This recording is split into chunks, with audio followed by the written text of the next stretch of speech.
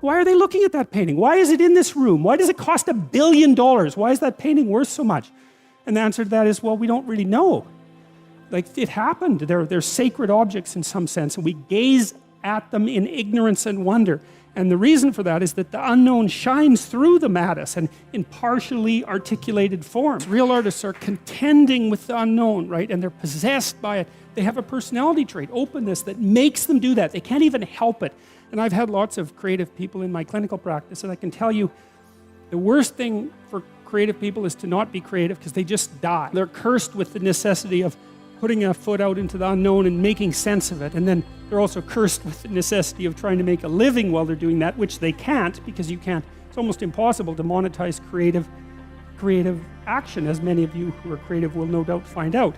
It's very, very frustrating. It's not that creative action is without value, right? Because the creative people are entrepreneurs, and the creative people revitalize cities, and the creative people make things magnificent and beautiful. What's the economic value of that? It's absolutely incalculable. And what's interesting too is that you build that beauty in, and then the farther away you get from it in time, the more valuable it becomes, right? Instead of decaying, it has exactly the opposite effect. Its value magnifies. And anyway, so that's what artists are doing. And so one of the things I would say is buy a damn piece of art, you know? Find one that really speaks to you, and buy a piece of art, because you invite that into your life, and it's a look out if you do it. If it's a real piece of art, because you'll also get a little introduction to the artist, and then that'll seep into your life, and that'll change things like mad. But it's unbelievably worth it, because it opens your eyes to the domain of the transcendent. That's the right way of thinking about it. A real piece of art is a window into the transcendent. That's what it is. And you need that in your life, because you're finite and limited and bounded, right, by your ignorance and your lack of knowing. And unless you can make a connection to the transcendent, then you don't have the strength to prevail. And beauty, it's really hard to make something beautiful. And it's really worthwhile. And what's really cool is if you learn to make something beautiful, even one thing, if you could just make one thing in your life beautiful, then you've established a relationship with beauty. And then you can start to expand that relationship with beauty out into the world, like into other elements of your life. And that is so worthwhile. It's just incredibly, crazily worthwhile. And that's an invitation to the divine. You know, you have to be daring to do that. And people are terrified of it. People are terrified of color. They paint their walls beige. They're terrified of art. They buy some mass-produced thing because they don't want anybody laughing at them for their lack of taste. And they would get laughed at because they have no taste. But you have to, well, it's right, because what do you know, right? You have to develop it. And so you're going to stumble along and make mistakes to begin with.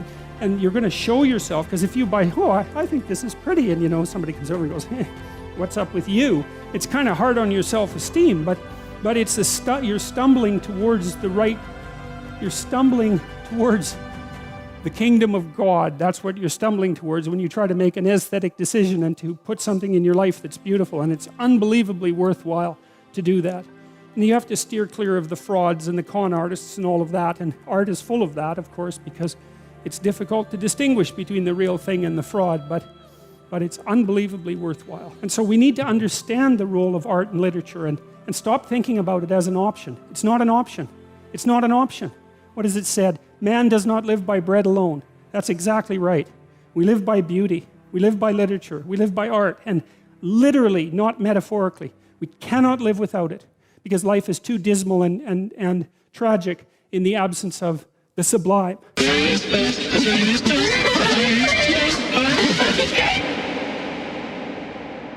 What is the role of art in a healthy culture? Is postmodernism as destructive in this domain as in politics? Well, that's Michael Bamford. Well, what's the role of art in a healthy culture? Well, the artists articulate, the artists are the people who first articulate the unknown. And so the role of artists in a healthy culture is to bring to public awareness elements of being that have not yet entered the collective consciousness. So you can imagine that we're all living on an island, and many of us are in the center of the island, far enough away so that maybe we can't even see the shoreline and we can't see the ocean. That's where our borders end, but we're distant from them. The artists are right on the edge, and they're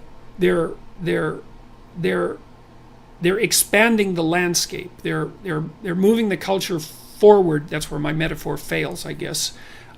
they're moving the culture forward into the unknown, and they do that by translating what is as of yet unimaginable but sensed into what is at least imaginable and represented in image and drama and literature. And that's the precursor to its full formulation in articulated philosophy and thought. And that's what artists do. They're problem solvers. They're problem detectors and problem solvers.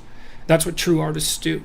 And they're always trying to solve problems. Like there's a great documentary that was made about Picasso, for example, painting. Unfortunately, I can't remember the name of it. I think it was made in 1957. It's available on YouTube, and it's in black and white. And Picasso is filmed making a painting on a window so that you can see exactly what it's doing, and you can watch him work with ideas. He paints something in, and then he erases it, and he paints over it, and then he paints again, and he paints over it. He moves the figures around on the canvas. It's a window pane, as I said, and you can see him working out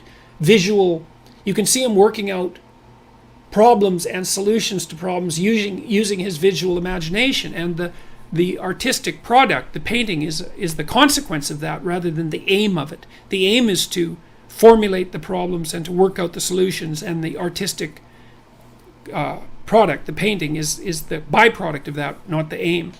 And so artists move us forward into the unknown, and you can see them doing that in cities, because it's the open people, the artists, who go into parts of the cities that have degenerated to some degree back into chaos, and then revitalize them, and they civilize them. And then the less artistic people who are more conventional move in, and that's when you get gentrification and that sort of thing, and that usually chases the artists out, and they go somewhere else cheap and interesting and start the renewal process again.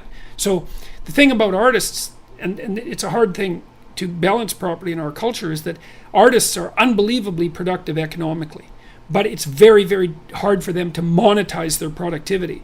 So even though what they produce can be of incalculable value, it's very difficult for them to get any of the economic value that they're produced actually directed towards them. It's a major problem it's a major problem with trade openness as a mode of being in the world. So is postmodernism as destructive in this realm as it is in politics? Postmodernism is perhaps equally destructive in all realms, as far as I can tell, especially when it's allied with neo-Marxism. And those two things, there's no reason they should go hand in hand, because if you're a postmodernist, there's absolutely no reason stemming from your own philosophy that you should ally yourself with a